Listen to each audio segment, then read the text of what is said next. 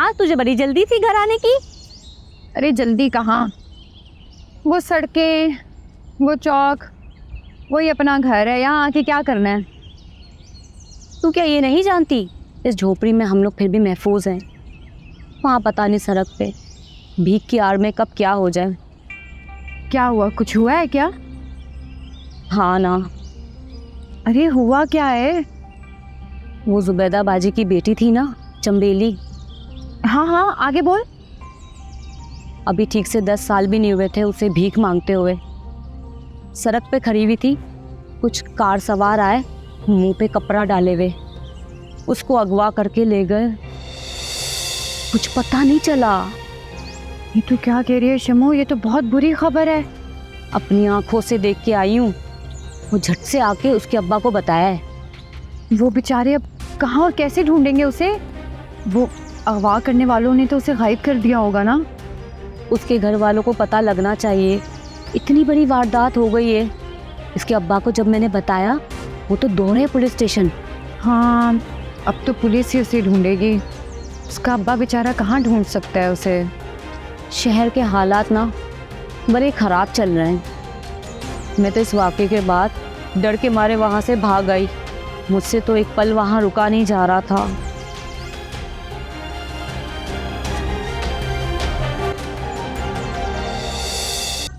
दिला दे पैसे, कसम है तुझे, तुझे भाभी की कसम है।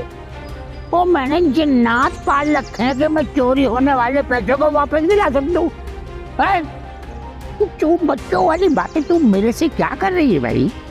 अरे मेरे गम ना कर। हाँ, फिर से पैसे जमा कर लेना।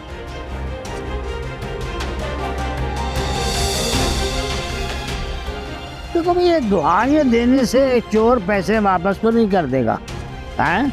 और सीधी सी बात है भाई, अब तक तो वो खा पी के उड़ा चुका होगा। और जब मैं बस्ती के 2-4 लोगों से कहता हूँ कि वो चोर की खोज लगाएं और बताएं, ठीक है, सही है, मैं कहता हूँ यही चोर है, सीने उठाए, अब चोर चोर को ढूंढेगा। झूठा कहीं का, झूठ बोल रहा है। हमारे तो नसीब ही ऐसे, खुदा पूछेगा इसे, खुदा पूछेगा।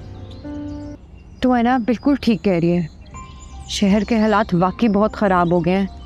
उस रोज़ पता है किसी ने हमारी झोंपड़ी से आके मेरे सारे पैसे जो मैंने और अम्मा ने जमा किए थे ना, कोई उड़ा ले गया।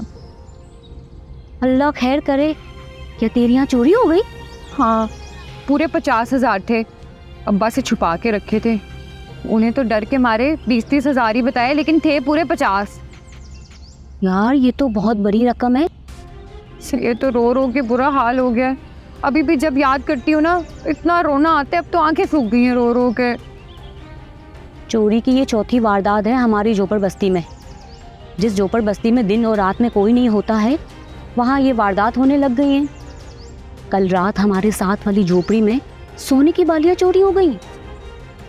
अपनी शजीला के थे, वो एक घर में नौकरानी का काम करती है, उसी घर की मेम ने उसे दिए थे। उसकी शादी होने वाली है ना।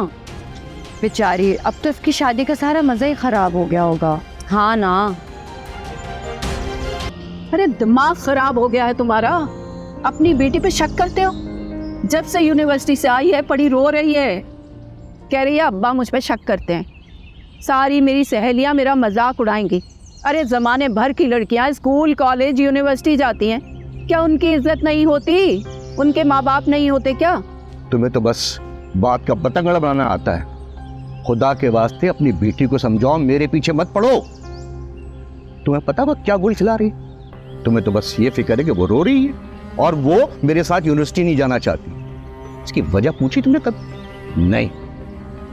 अगर इसकी वजह तुम जानती तो उसकी तरफदारी नहीं करती। अरे ऐसा क्या गुनाह कर दिया मेरी बेटी ने जो तुम उसके लिए ऐसी उल्टी सीधी बातें कर रहे हो? उल्टी सीधी बात नहीं कर रहा मैं। हकीकत सुनोगी तो तुम्हारे कान खड़े हो जाएंगे। मैं भी बहुत शर्मिंदा हुआ था ये बात सुनकर। महल्ले के कुछ लोगों ने तुम्हारी बेटी को एक लड़के के साथ स्कूटर पे बैठते हुए देखा है, घूमते हुए देखा है। ये लड़की मेरी और इस घर की इज्जत दांव पे लगाने पे तुली हुई है। अरे ये तुम कैसी बातें कर रहे हो मेरी मासूम बच्ची के लिए? अरे तुम्हें जरा सा भी एहसास नहीं है? अगर महल्ले से किसी की उंगली उठे तो उसकी उंगलियां तोड़ दो, बजाय इसके तुम खुद उस पे उंगलियां उठा रहे हो। जरा भी एहसास है तुम्हें? बस पूरी दुनिया यकीन करे, तुम मेरी बात पे यकीन नहीं करना। खुदा के लिए मेरी बात पे यकीन करो जुबैदा। देखो रजा, मैं साफ सुथरे अल्फाज में तुम्हें समझा रही, अगर इस घर में रहना चाहते हो ना तो चुप करके कोने में पड़े रहो, हमारे मामलात में दखल अंदाजी मत करो। समझ आई? दिमाग खराब करके रखा है। तू जिस आंटी की बात कर रही थी ना, उसने फेनी और शब्बो को ना पैसों की लालच देके जिस्म फरोशी के धंधे पे लगा दिया, तभी तो उसको ये बीमारी हुई है। जितने भी पैसे उसने कमाए थे ना, सारे उसके इलाज में लग गए। अब तो मजीद इलाज के लिए उसके पास कोई पैसे भी नहीं है, और पैसे लगाने का फ़ायदा भी कोई नहीं। डॉक्टर कह रहे थे कि बस कुछ ही दिनों के मेहमान है वो। मेरी तो तौबा है भाई, मैं ऐसे काम कभी ना करूं। और तुझे पता है, फैनी ने बताया कि शब्बो को ना उस आंटी ने किसी दूसरे मुल्क दुबई भिजवा दिया। फैनी का भी वीज़ा लग गया था, जाने ही वाली थी वो, लेकिन उसे ये बीमारी लग गई ना, पता चल गया उसका। पता नहीं किसी मुल्क लैंड थाईलैंड जाने वाली थी वो बेचारी। सारी मुसीबतें हम गरीबों पे ही नाजिल होती हैं। अच्छा ये तो बता, वो चंबेली का कुछ पता चला? नहीं, कोई खबर नहीं। उसकी झोपड़ी में तो कोहराम मच गया है। मैं तो कहती हूँ अब तक तो उस मासूम सी बच्ची को उन जानवरों ने झंझोड़ के रख दिया होगा, उसके साथ जिनसे ज्यादती करके कहीं फेंक दिया होगा उसको, किसी नाले में या किसी कूड़े के ढेर के पास। उसके ना अब्बा को जाके कह दे कि ये थाने के चक्कर काटने से ना उसको उसकी बेटी नहीं मिलने वाली है। अगर वो अपनी बेटी को ढूंढना चाहता है ना, तो जाए किसी नाले में ढूंढे या कहीं झाड़ियों में जाके ढूंढे। सारी ज़िंदगी भी वो थाने के चक्कर काटता रहेगा ना, तो उसे उसकी बेटी नहीं मिलने वाली। जो भी लड़कियां अगवा हो जाती हैं ना, वो उनकी जिनसी ज़रूरत भी पूरी करती है और उनके हाथों मर भी जाती है। पता नहीं हमारे नसीब कब बदलेंगे।